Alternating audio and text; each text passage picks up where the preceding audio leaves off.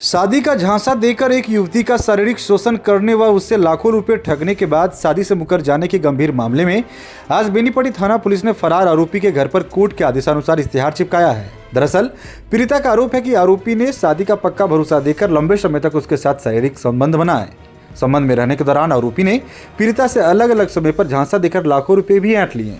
जब पीड़िता ने शादी करने का दबाव बनाया तो आरोपी साफ मुकर गया और मौके से फरार हो गया। इसके बाद पीड़िता ने बेनीपट्टी थाने में प्राथमिकी दर्ज कराई थी, जिसके बाद कानूनी कार्रवाई के तहत कोर्ट से इश्तेहार प्राप्त करने के बाद आज आरोपी के घर पर इश्तेहार चिपकाया गया है। दरअसल यह मामला पहले दर्ज किया गया था, जिस पर पुलिस लगातार अनुसंधान जांच कर रही थी। पुलिस लगातार फरार आरोपी की गिरफ्तार के लिए छापेमारी कर भी रही थी, लेकिन आरोपी गिरफ्त में नहीं आया। अब बेनीपट्टी थाना पुलिस ने कचरा स्थित आरोपी के घर पहुंचकर इश्तेहार चिपकाने की कार्रवाई को अंजाम दिया, ताकि आरोपी जल्द से जल्द पुलिस या कोर्ट के सामने आत्मसमर्पण करे। पीड़िता ने प्रशासन से सख्त कार्रवाई और न्याय की गुहार लगाई है।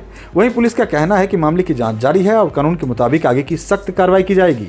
फिलहाल देखिए इस बाबत पीड़िता का क्या कुछ कहना है। 2020 में वो हमारे जीजू के फ़ोन से नंबर निकाल लिया, मोहम्मद जमाल। अब वो नंबर निकाल लिया है तो 2-3 महीने तक तो पहले हमें मतलब फ़ोन करके फोर्स करता रहा, ब्लैकमेल करता रहा। उसके बाद फिर हम उससे बात करने लगे, शादी का प्रलोभन दिया कि शादी करेंगे हम तुमसे, अपने घर वालों को बोलो। उसके बाद धीरे धीरे वो फर्स्ट टाइम हमसे मतलब कोर्ट में वाइन मिला के हमारे साथ शारीरिक संबंध बनाया। उसके बाद जब हम उस पर केस करने गए तो उसके पेरेंट्स भी, उसकी मम्मी पापा सब बोले कि नहीं हम शादी कर देंगे। इस मामले में हम 2022 में उसके ऊपर दिल्ली में FIR भी किए। उसके पेरेंट्स फिर इस बात को दबा दिए कि नहीं हम शादी करेंगे। उसके बाद लगातार लड़का हमें कभी बहन के जेवर बनाने के लिए, कभी घर, उसकी मम्मी ज़मीन रजिस्ट्री करवाने के लिए हमसे पैसा ली, ये बोल के कि मतलब लड़के के पापा की 2 शादी हो रखी थी, तो पहले घर से भी 2 भाई है, तो उन लोगों के नाम पे ज़मीन ना हो जाए, इसलिए लड़के की माँ ने अपने नाम पे ज़मीन रजिस्ट्री कराने के लिए हमसे पैसे लिया। उसके बाद अभी नवंबर में भी हमसे पैसे लिए, मंगनी हुई, उसमें हमने उसको 1.5 लाख रुपये दिया। लगभग 6 से 7 लाख रुपए वो हमसे ले चुका है। प्लस उसको हमने दिया, डायमंड की अंगूठी दिया। हमारा 1,44,000 का उसके पास जेवर भी है। इसके बावजूद हमारा बहुत अच्छा रिलेशनशिप चल रहा था। हमारी इंगेजमेंट हुई पिछले साल, शादी की डेट डली दिसंबर में। शादी से 1 महीने पहले लड़का हमको कहता है कि तुम जो शादी के लिए पैसा रखी हो वो पैसा हमें दे दो, हम घर ढलाई करा लेंगे, उसके बाद तुमसे शादी करेंगे। हमने उसको पैसा दे दिया।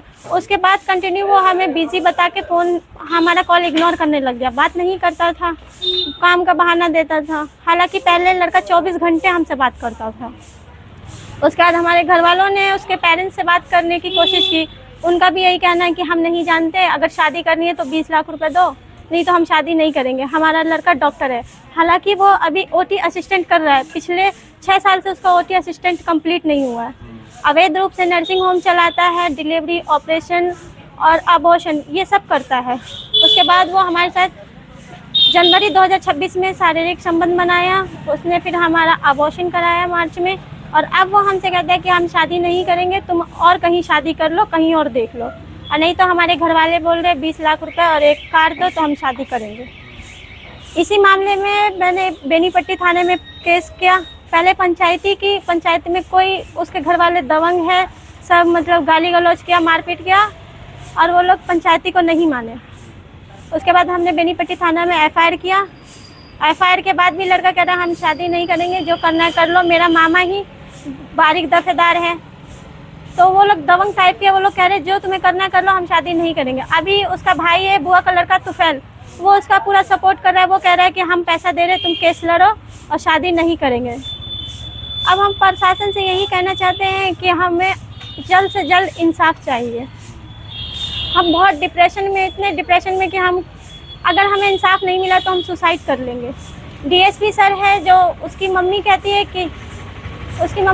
कि हम लोग की गलती ही नहीं है। हालांकि अगर गलती नहीं होती तो मंगनी क्यों की आप लोगों ने? पैसे मुझसे उसके घर वालों ने ही लिया। तो उस लड़के का नाम है MD जमील। हालांकि बेनीपट्टी में उसको जमाल नाम से सब जानते हैं। अवैध रूप से नर्सिंग होम चलाता था। कचरा का रहने वाला है वो। घर कहाँ है? कचरा। अभी प्रशासन से क्या मांग रहेगी आप? प्रशासन तो अभी हमारा पूरी तरीके से सहयोग कर रहे हैं। अभी आज 82 का नोटिस चिपकाया है, और आगे हम यही चाहते हैं कि हमारा सहयोग ऐसे ही प्रशासन करते रहे, हमें इंसाफ दे। आपकी इच्छा क्या है कि उनके साथ आप रहना चाहते हैं या नहीं?